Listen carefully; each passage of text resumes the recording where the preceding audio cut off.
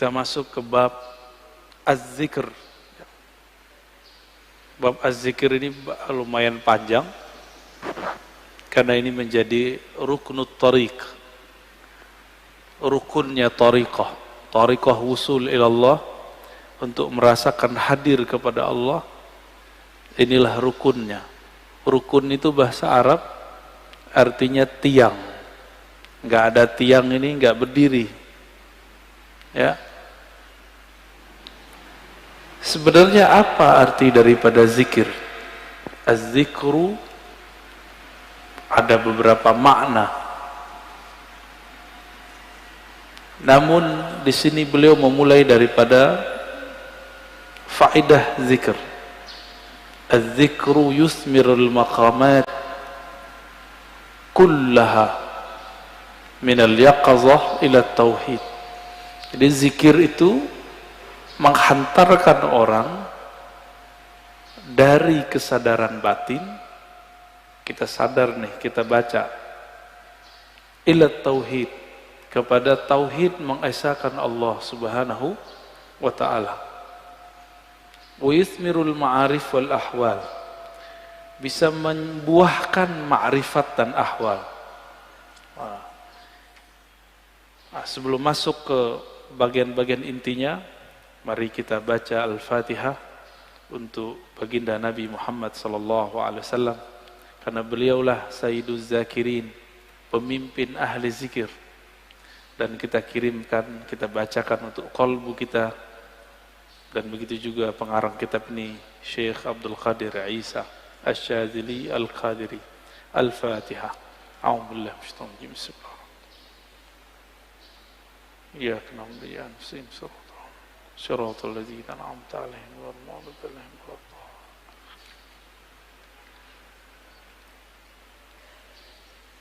Di dalam hadis Imam Muslim dikatakan, kana Rasulullah sallallahu alaihi wasallam yadhkurullaha fi kulli ahyani, ala kulli ahyani. Rasulullah itu selalu zikir setiap hin. Apa arti hin? Hin artinya saat, waktu. Setiap saat, setiap detik, detik per detik, baginda Nabi Muhammad sallallahu alaihi wasallam selalu mengingat Allah. Inilah yang diwariskan oleh ulama sufi. Karena kita tidak sanggup berzikir setiap nafas, naik turun, maka dibuatlah zikir pagi sore. Berdasarkan ayat wasabbihuhu bukratan wasila, dan bertasbihlah pagi dan sore. Lalu kemudian dilatihlah qalbu menyebut nama Allah, dimulai dari 100, naik 500, naik 1000, itu latihan. Angka-angka itu cuma latihan, bukan riya. Orang berzikir dengan angka bukan riya, itu cuma latihan. Puncaknya nanti tidak pakai angka lagi. Tapi kapan kita zikir tanpa pakai angka? Kalau sudah menjadi pewaris Rasulullah sallallahu alaihi wasallam. Malaikat-malaikat Allah dari awal dicipta sampai sekarang itu mereka cuma mengamalkan 1 atau 2 zikir. Jadi ada malaikat yang zikirnya cuma subhanallah, ada yang subhanadzil izzati wal jabarut, ada yang zikirnya cuma Allahu akbar, ada yang zikirnya cuma la ilaha illallah. Itu malaikat dan gak putus. Maka di saat seseorang berzikir sebanyak-banyaknya, di saat itu sisi malaikatnya muncul. Malaikat tidur enggak? Enggak. Malaikat lalai? Enggak. Malaikat makan? Enggak. Makanya orang-orang yang sudah ahli zikir ini makannya bisa berkurang, tidurnya bisa berkurang, karena dia sudah mirip dengan malaikat. Nah, itu namanya ahwal malakiyah, ahwal malaikat. Tapi ini nggak boleh lama-lama, bisa mati dia. Tubuh ini tubuh insan, tubuh bashar, mesti dikembalikan kepada basyariah. Manusia butuh makan. Manusia perlu tidur. Maka Nabi SAW ketika melihat sahabat-sahabat beliau kedapatan ahwal ini, maka beliau mengatakan, ana atqakum, aku yang lebih bertakwa, tapi aku masih tidur, aku masih nikah, masih bekerja. Ya. Jadi kalau ada orang merasakan ahwal seperti ini, itu nggak boleh lama-lama. Dia harus punya guru, mursyid yang akan membimbing dia untuk masuk ke ranah berikutnya. Ya.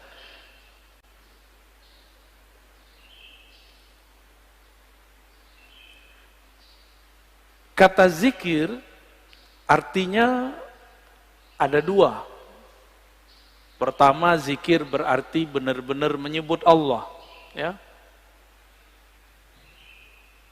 Kadang-kadang diartikan dengan makna yang lebih banyak. Ya, jadi ada makna secara harfiah, ada makna secara majaziyah ataupun di luar itu. Bisa jadi diartikan zikir itu sholat Jumat, Al-Quran, majelis ilmu. Tapi itu penjelasan lain. Zahir dari zikrullah menyebut Allah. Ya. Dalilnya di sini disebutkan ada sekitar 15. Ini baru sebagian. Lebih dari 200 ayat mengenai zikrullah. Ya. Kalau lebih dari 200, berarti penting nggak zikir? Lebih penting dari umroh. Ya. Tapi kenapa di musim normal orang lebih sering ngajak umroh? Kenapa banyak ustadz umroh, tapi sedikit ustadz zikir? Bener. Kenapa banyak orang bermimpi bisa umroh, tapi sedikit orang bermimpi bisa zikir yang banyak? Karena kalau zikir doang fulusnya tipis, kata dia. Kalau umroh fulusnya banyak. Siapa bilang ya? Itu nggak ngerti dia. Dia nggak faham ayat waladzikrullahi akbar. Sungguh menyebut nama Allah itu lebih besar dari semuanya. Orang kalau zikir, apa aja jadi besar. Ya. Cuma masalahnya nggak yakin kepada Allah Subhanahu wa ta'ala. Dalam surah Al-Baqarah ayat 152, Allah mengatakan, fazkuruni azkurkum. Saya sudah pernah syarah di sini. Sebutlah aku, ingatlah aku akan ingat kamu. Duluan mana yang mengingat? Allah atau kita? Allah. Maka ciri-ciri, tanda-tanda Allah lagi sebut kita, kita digerakkan oleh Allah menyebut namanya. Itulah hakikat ayat ini. Lalu surah Ali Imran 191, alladzina yazkurunallaha qiyaman wa qu'udan wa ala junubihim. Ulul albab itu disebut orang yang zikir berdiri, duduk ataupun berbaring. Dalam surah Al-Ahzab, ini ayat yang paling dahsyat ini. Ayat ini sering digunakan tidak pada tempatnya untuk membantah orang zikir dengan angka. Ya ayyuhallazina amanu zkurullaha zikran katsira. Wahai orang beriman, sebutlah Allah sebanyak-banyaknya. Ingatlah Allah sebanyak-banyaknya. Apakah ini dalil melarang menyebut dengan angka? Enggak. Zikir 1000 itu banyak bukan? Maka dia masuk ke zikran katsira. 10.000 termasuk banyak? 70.000 banyak? Berarti masuk ke situ. Yang penting niatnya angka itu bukan membatasi, tapi menerjemahkan makna zikran katsira. Baru zikir 100 pagi, 100 sore, udah nyalain orang zikir 1000. Ya. Nggak ngaca dia kepada sahabat Nabi. Sahabat Nabi Abu Hurairah zikir 12.000 sebelum tidur. Ada yang bisa zikir 12.000 sebelum tidur? Keburu tidur ya.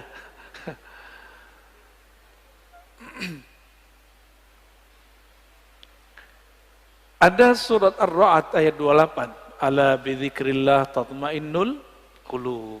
ketahuilah hanya dengan menyebut Allah, kalbu bisa tenang. Jadi antum mau belajar apa aja, itu kalbu nggak akan tenang. Jadi orang kalau hijrah, tidak hijrah zikrullah, nggak akan mendapatkan kedamaian kalbu. Oleh karena itu, bagi saya, berdasarkan ayat-ayat ini kan banyak ayatnya tadi. Belajar zikir itu bukan sunnat, tapi wajib. Ya, belajar zikir itu sunnat, salah itu. Belajar zikir itu wajib. Kenapa disebut wajib? Allah mengatakan, aqimis salata li dzikri. Dirikan salat untuk mengingatku. Salat wajib enggak? Wajib. Supaya kita dari awal takbir sampai assalamualaikum connect kepada Allah Subhanahu wa taala, maka yang dilatihkan apa? Gerakan yang bagus atau zikir yang mantap? Apa yang dilatihkan? Dirikanlah sholat untuk mengingatku. Berarti yang dilatihkan apa? Mengingat Allah yang dilatihkan. Jangan sibuk masalah ini wajah tu atau enggak pakai ini. Enggak khusyuk antum ntar, malah kusut nanti. Jangan sibuk masalah usoli bid'ah atau tidak bid'ah, enggak khusyuk nanti. Oh ini kan ilmiah. Ilmiah itu bagian akal. Kalau sholat pakai kolbu. Jadi kita nggak ada debat lagi kalau sholat. Antum mulai sholat debat. Wah imamnya jahar nih bismillahnya. Kata mazhab ini ngaji lagi sholat. Ya pengajian dia lagi sholat. Kuliah aja kali ya. Imamnya kunut. Debat lagi di hatinya. Kunut itu menurut imam ini bid'ah, ngapain? Sholat itu bukan lagi berdebat, sholat itu menikmati santapan-santapan zikrullah. Ya, jangankan itu, Muawiyah ibn al-Hakam al-Aslami, ada orang bersin lagi sholat, dia lagi sholat, dia baca yarhamukallah. Gimana Pak? Boleh nggak? Kita lagi sholat, ada orang bersin, terus kita bilang, yarhamukallah, gimana? Gimana sholatnya? Masalahnya sahabat ini kan nggak semua ngerti fikih. Nabi lagi ngajarin, lagi sholat, sahabat bentak dia. Kayak anak kecil dulu, maka Nabi ini ngajarin sahabat betul-betul satu persatu. Lagi sholat, bentak sahabat, gimana tuh? Apa kata beliau? Selesai sholat, Nabi tidak mengata-ngataiku. Bi abi wa ummi, demi Allah, demi ayah ibuku. Beliaulah guru terbaik. Guru paling ideal, gak pernah ngata-ngatain orang. Terus, Nabi bersabda, kata beliau, wahai Muawiyah, sholat itu la tasluh, tidaklah cocok kecuali zikrullah dan tasbih. Maksudnya, kamu gak usah tanggapin kalau ada orang bersin. Itu cuma nanggepin orang bersin, apalagi nanggepin orang kunut. Buat dalil lagi dalam hatinya ya. Wah, di mazhab gua nih gak ada nih. Gak ngangkat tangan ah. Debat, lagi sholat debat. Berdebat dengan diri sendiri. Ini kan kasihan. Ini tanda sholatnya, belajar sholatnya bukan dengan zikrullah. Belajar sholatnya dengan apa? Dengan nafsu. Nafsu pengen berdebat. Ya. Kalau udah sholat, nggak ada debat. Nggak ada pengajian. Ya, ngaji nanti habis sholat atau sebelum sholat. Baik. Ini dalilnya banyak sekali ya. Berdasarkan ayat ini semua, Ibnu Abbas radhiyallahu taala anhuma mengatakan, yang dimaksud dengan ayat-ayat tadi, yazkurunallah fi adbaris salawat wa ghuduwan wa ashiyan wa kullama staiqaza min naumih wa kullama ghada aw raha min manzilih dzakarallaha katsira. Yang dimaksud ayat-ayat tadi, zikir pagi sore, orang yang tidak lalai karena bisnis, yaitu mereka yang zikir ba'da salat, zikir ghuduwan wa asyiyan, pagi dan sore, zikir saat bangun, zikir saat berangkat, zikir saat pulang. Jadi nggak ada waktunya kecuali zikrullah. Qala Mujahid, murid dari Ibnu Abbas mengatakan, seseorang nggak disebut ahli zikir hatta yazkurallaha qa'iman wa qa'idan wa muttaji'an, sampai dia ingat Allah baik dalam keadaan duduk, berdiri ataupun tidur. Gimana caranya zikir dalam tidur, Pak? Udah ada yang nyoba belum? Ini aneh nih minum. Gimana cara zikir kalau lagi minum? Bismillah, itu zikir sebelum minum. Bismillah.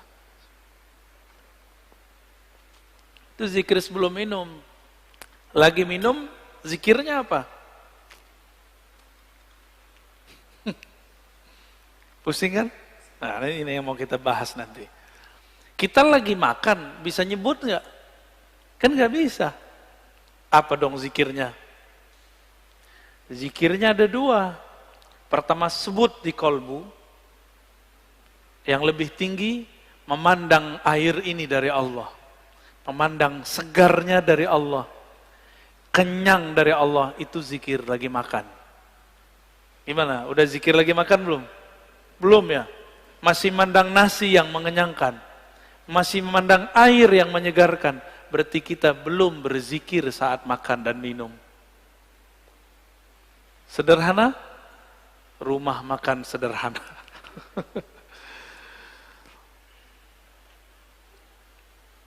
Imam Nawawi mengatakan ajma'al ulama ala jawaziz zikri bil qalbi wal lisan lil muhdits wal junubi wal haidi wal nufasa.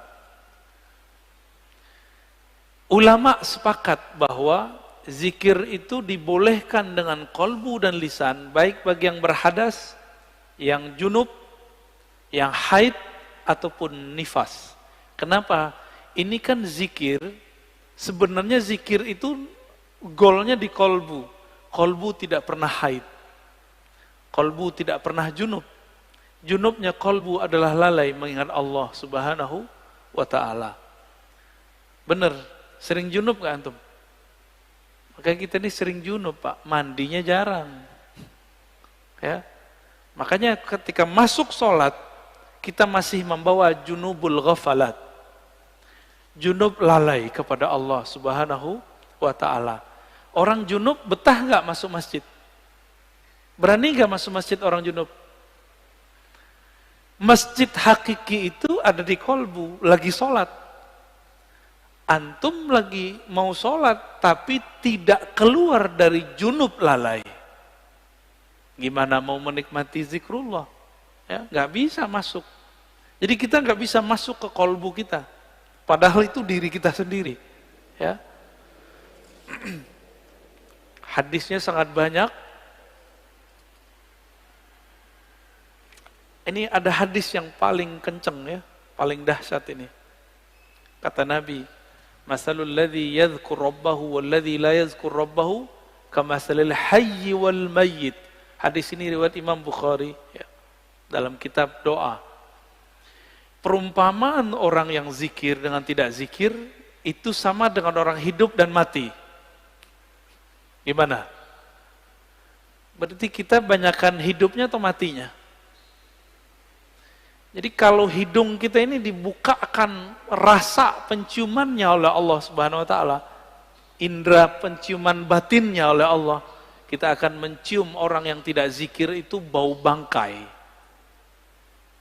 Cuma alhamdulillah Allah tutup itu. Coba kalau dibukakan, Pak, kita setiap ke jalan kemana itu bau bangkai di mana-mana itu. Maka kita bersyukur kepada Allah, Allah tidak bukakan kasyaf yang banyak. Karena kalau kebanyakan kasyaf, bisa pusing sendiri kita nanti. Maka ada beberapa wali, gak berani mereka ke masjid. Karena kalau ke masjid, dia lihat muka orang macam-macam. Ada yang ria, ada yang muka monyet, ada yang muka kambing, ada yang muka babi. Ya, maka Imam Ghazali buat fatwa khusus untuk orang ini. Ya, dibolehkan oleh Imam Ghazali bagi orang ini tidak sholat di masjid sementara sampai ahwal itu hilang.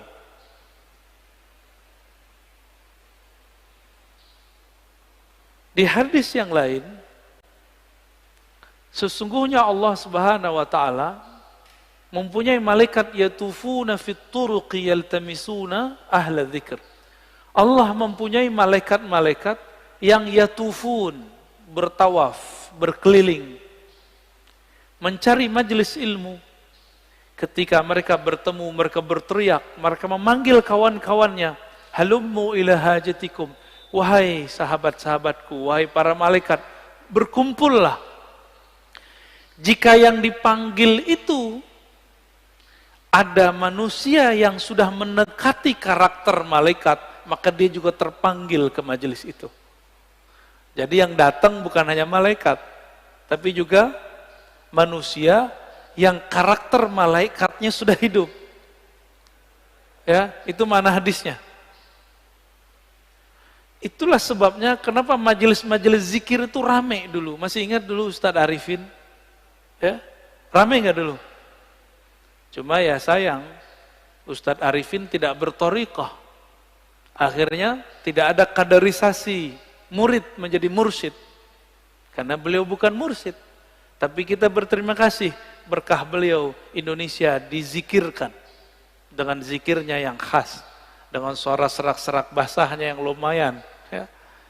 Tapi beliau meninggal ya sudah. Untungnya di negeri ini banyak mursyid-mursyid tarekah. Ya, kita beruntung banyak mursyid-mursyid yang mereka memegang ajaran-ajaran zikrullah. Meskipun dituduh ahli bid'ah, dituduh sesat, dituduh gila, mereka nggak mau hiraukan, mereka tetap jalan. Ya. Itu malaikat ganti shift, fayahuffunahum bi ajnihatihim ila sama'id dunya. Ketika mereka berkumpul, itu malaikat meliputi orang-orang yang duduk di majelis zikir dengan sayapnya. Ada yang lihat gak? Antum kalau kasyaf bisa lihat. Untung tidak kasyaf. Karena kalau kasyaf pasti ketakutan. Ya. Itu sampai ke langit pertama. Nyundul langit.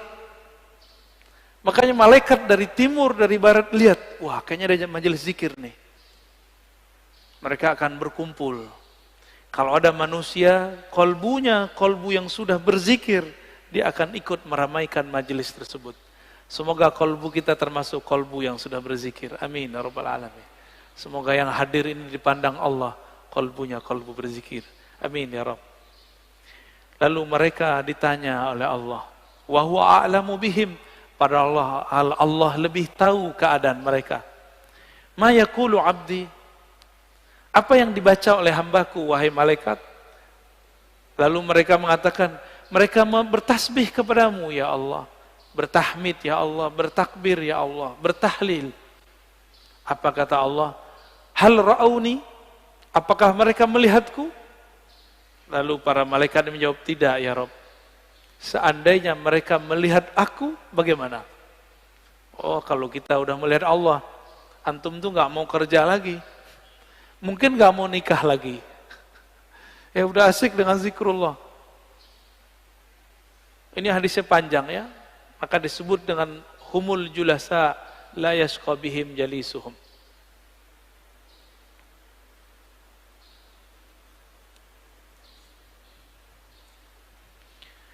Di hadis Imam Tabarani, Abu Darda mengabarkan perihal hari akhir.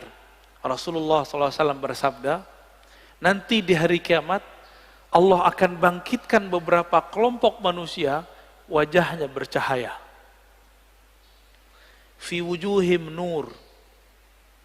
Lalu ditaruh mereka di atas minbar-minbar yang terbuat dari lu'lu', yaghbituhumun nas laisu bi anbiya wala syuhada. Mereka bukanlah nabi, mereka bukanlah syuhada.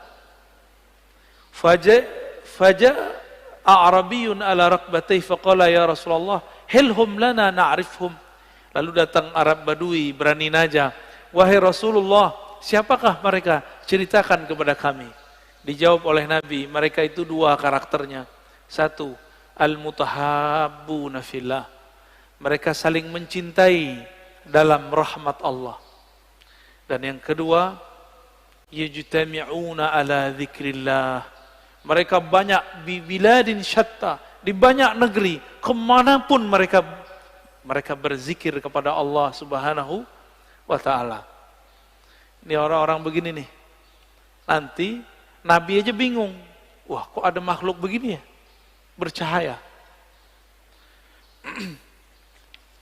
Ini hadisnya sangat banyak.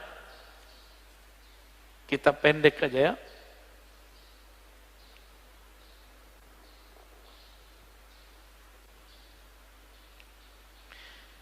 Ini kalau antum zikir, kumpul ya. Jadi dalil zikir berjamaah itu banyak. Nggak usah dihiraukan orang yang bilang itu bid'ah. Dia nggak ngerti hadis. Katanya ikut sunnah tapi nggak baca sunnah. Karena memang sunnah yang diikuti cuma beberapa doang. Cuma hadis kullu bid'atin dolalah. Ya, penjelasannya dia nggak belajar. Hadis Imam Ahmad, hadisnya sahih. Ma min qaumin ijtama'u yadhkuruna Allah azza wa jalla la yuriduna bidzalika illa wajha. Nah, ini coba lihat lafaznya. Ma min qaumin ijtama'u. Tidaklah sekelompok kaum berkumpul, berjamaah. Berarti ini zikir jamaah bukan? Ya. Yazkuruna Allah, mereka pakai lafaz jamaah.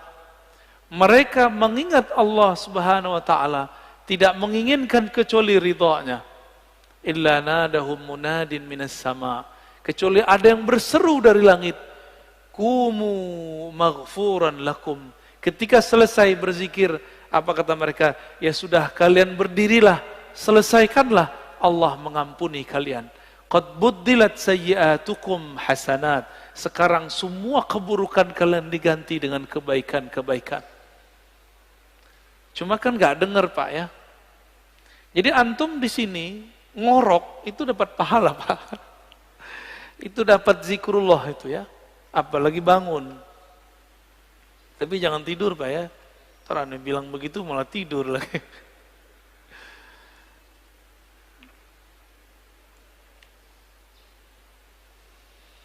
Sayyidina Ibnu Abbas menyebutkan keutamaan zikir. Jadi di sini ada kaul-kaul ulama mengenai keutamaan zikir. Kalau sholat ada batasnya atau tidak terbatas? Sholat bisa kapan aja nggak? Bisa kapan aja? Boleh nggak sholat di WC? Boleh nggak sholat habis subuh sampai terbit matahari? Ini jangan ada lagi saya lihat Pak ya. Lagi taklim sholat syuruk. Itu jahil namanya. Ya. Ini kita kasih tahu berulang-ulang. Ngaji satu bab, dengar satu hadis, itu lebih afdol daripada 100 rakaat. Antum dapat hadis. Kalau orang zikir ba'da sholat subuh berjamaah di masjid, lalu sampai syuruk, sholat 2 rakaat. Bagi dia pahala haji dan umrah, tamah, kan begitu. Sempurna. Itu kalau nggak ada taklim. Kalau taklim, apa kata Nabi? Lebih afdol daripada 100 rakaat. Bahkan di riwayat Ibnu Majah 1000 rakaat. Antum sholat 2 rakaat, lewat maklumat ini. Mungkin lagi sholat juga dengerin ceramah saya kali. Kalau belajar beribadah itu jangan konyol. Beribadah itu bil ilmi. Ya. Jangan beribadah itu bil jahli. Kalau nanti ada lagi ya sudah ya, kita nggak maksain. Kita nggak maksain juga Pak. Tapi kalau ada silakan. Ya. Tapi saya lihat ada aja di masjid, banyak masjid udah kita kasih tahu masih aja. Ya. Antum dengerin satu hadis itu lebih afdol daripada 100 rakaat. Padahal sholatnya cuma 2 rakaat. Ninggalin faedah 100 rakaat. Pilih mana? Kalau hitung-hitung duit, mana yang lebih untung? Yang ngaji. Sholat juga belum tentu khusyuk, ya. Kusut udah pasti.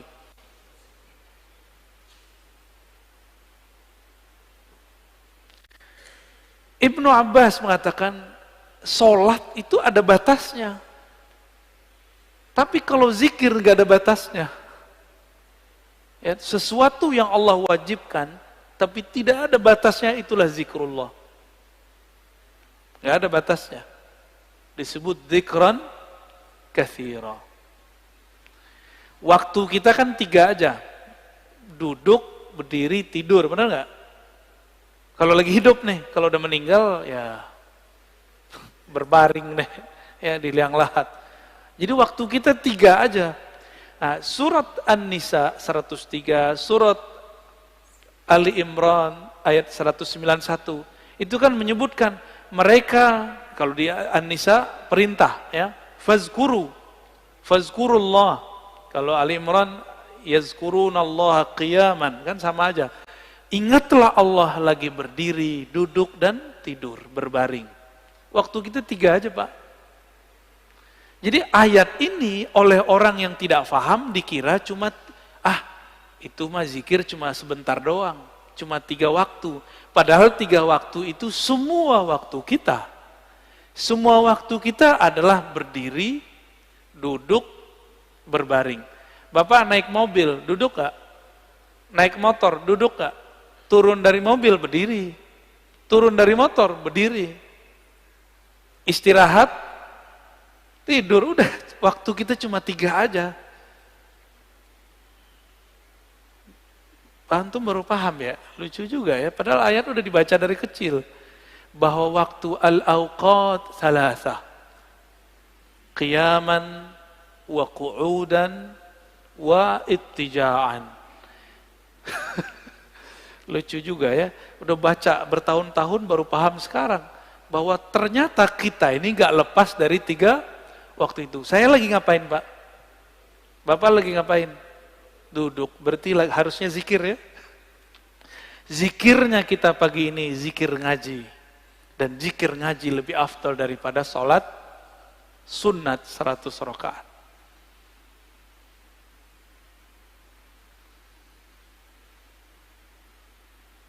Ibnu Athaillah As-Sakandari mengatakan zikir itu usaha melepaskan kalbu dari ghaflah. Apa arti ghaflah? Lalai. Gimana caranya? Dan tardid ismillah bil qalbi wal lisan.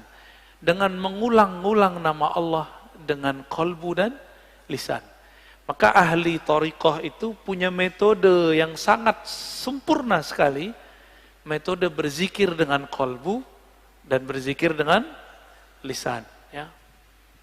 Nanti ada masanya di sini kita zikir. Saya talkinkan semuanya, Pak. Tergantung sirnya turun atau belum. Ini belum ada, Pak, sekarang belum. Karena kalau di kolbunya belum ada koneksi, itu ngefek. Ya. Bapak sholat aja nih, ada debat 1-2 orang masalah kunut, itu ngefek ke badan saya.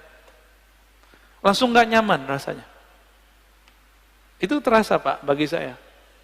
Agak sensitif dikit. Ya. Jadi ada nih orang ngerasa, kunut, itu langsung gak nyaman saya. Ya. Apalagi di samping saya itu mengganggu sekali. Maka mending gak kasyaf. Karena kalau kita kasyaf, kedengaran isi hati orang kan gawat. Ya. Kata Imam Al-Qushairi, az-zikru mansyurul wilayah wa manarul wuslah wa tahqiqul iradah. Zikir itu ciri-ciri kewalian.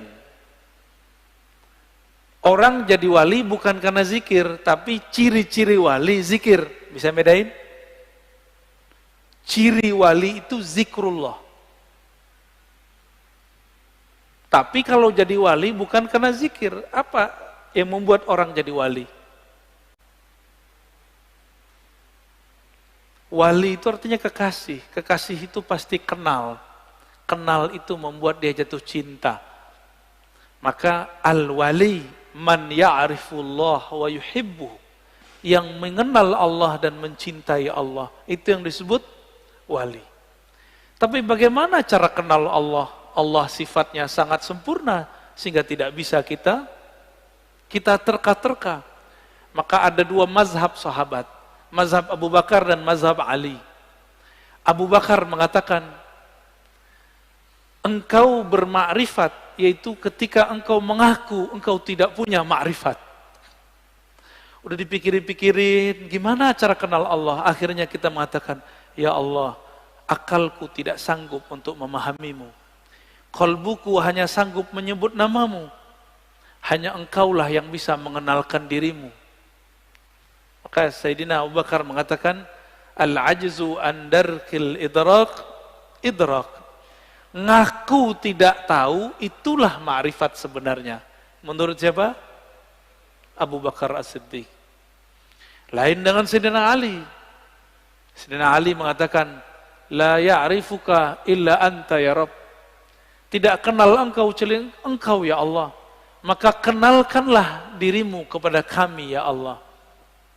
Sayyidina Ali begitu mintanya. Ya. Jadi zikir itu mansyurul walayah.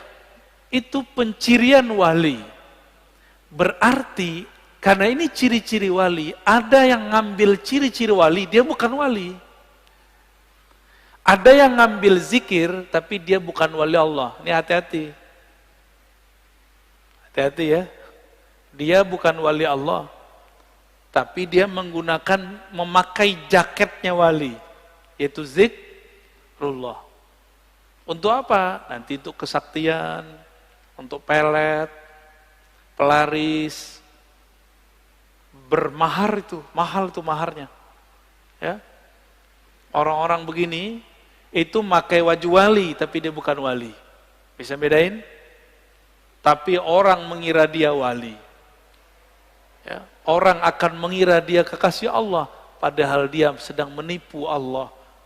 Yukhadi'un Allah. Ya. Mereka sedang menipu Allah. Hati-hati sama orang-orang begini. Ya. Oleh karena itu zikir itu bagi kita mesti bersanad dan berijazah supaya aman. Kalau nggak bersanad, nggak berijazah, bisa ketuker. Kita kira dia wali, padahal dia bukan wali.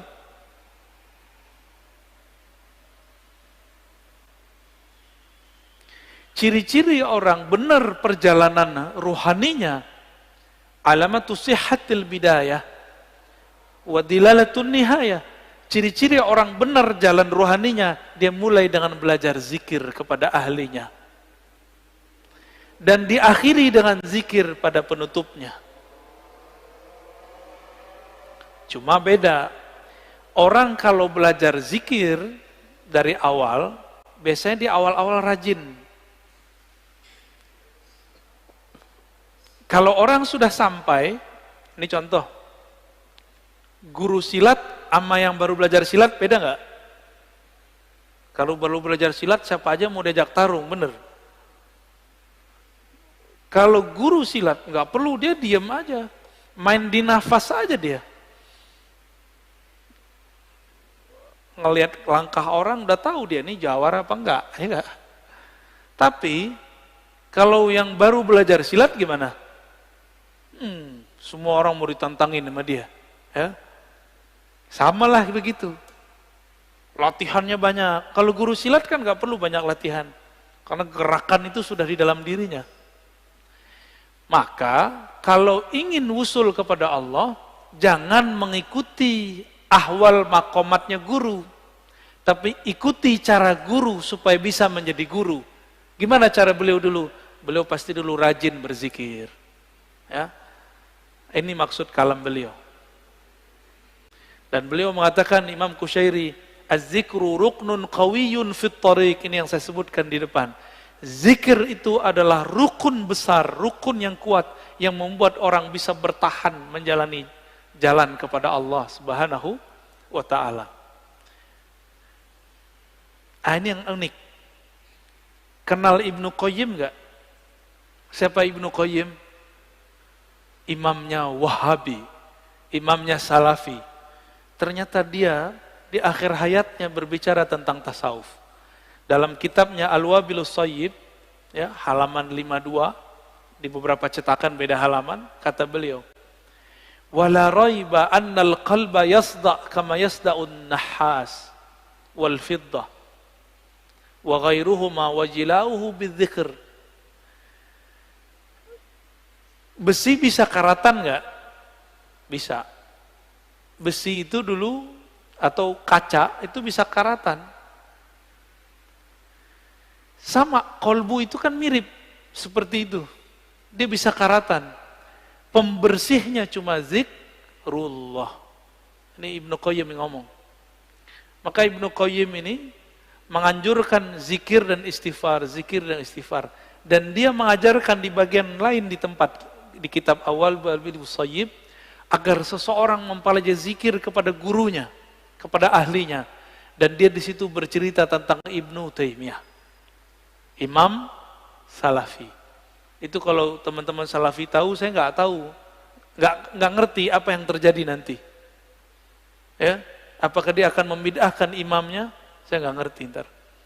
Ibnu Qayyim, begitu juga murid-murid Ibnu Taimiyah meriwayatkan hal yang sama. Ibnu Taimiyah habis sholat subuh, beliau duduk membaca zikirnya, wiridnya sampai tengah hari. Kira-kira gimana Pak? Bid'ah nggak tuh? Ya, kita zikir bentar aja disebut bid'ah. Ya, ini dia zikir dari ba'da subuh sampai siang hari. Di kitab Manaqib Ibnu Taimiyah disebutkan beberapa zikir Ibnu Taimiyah adalah baca Al-Fatihah 40 kali. Gimana tuh? Dia wiridan, torikotnya torikot Al-Fatihah tuh. Fatihah diulang tardidul Fatihah 40 marrah. 40 kali dibaca-baca. Bismillahirrahmanirrahim. Begitu, dibaca lagi. Yang kita sebut apa namanya? Wiridan. Ditanya oleh Ibnu Qayyim, wahai Tuan Guru, Syekhul Islam, apa gerangan yang terjadi pada engkau? Kok zikir selama itu? Apa jawaban beliau? Zikir itu adalah ghazai, kuti wa ghazai, adalah makanan ruhku. Itu kata-kata siapa? Ibnu Taimiyah. Jika aku kurang memberikan makannya, maka jiwaku menjadi lemah. Begitu Ibnu Taimiyah di akhir hayatnya. Coba antum zikir bentar aja tasbih 500 kali puter, langsung diejekin sama mereka ya. Ini terjadi pada Abu Yazid Al-Bustami. Abu Yazid itu hidup jauh sebelum Ibnu Taimiyah. Jadi orang begini itu sudah ada dari dulu. Jadi imam kebetulan. Kebetulan jadi imam. Abu Yazid duduk di pojok situ zikir. Orang udah mau pulang dia masih zikir di situ. Apa kata Pak Imam? Bayazid, ente masih zikir aja, makan apa ente pagi ini? Langsung dia lihat imamnya. Imam saya kok gak percaya Allah Maha memberi rezeki. Maka beliau langsung berdiri dan mengatakan, u'idu sholati, aku harus mengulang sholatku. Kenapa? Sholat subuhku tadi dipimpin oleh orang yang tidak meyakini Allah Subhanahu wa taala memberi rezeki. Gawat Pak ya kalau bab hakikat. Kayaknya kalau begitu banyak sholat yang diulang nih. Makanya mazhab hakikat itu nggak boleh dikembangkan, cukup dipakai sendiri-sendiri. Berat ya?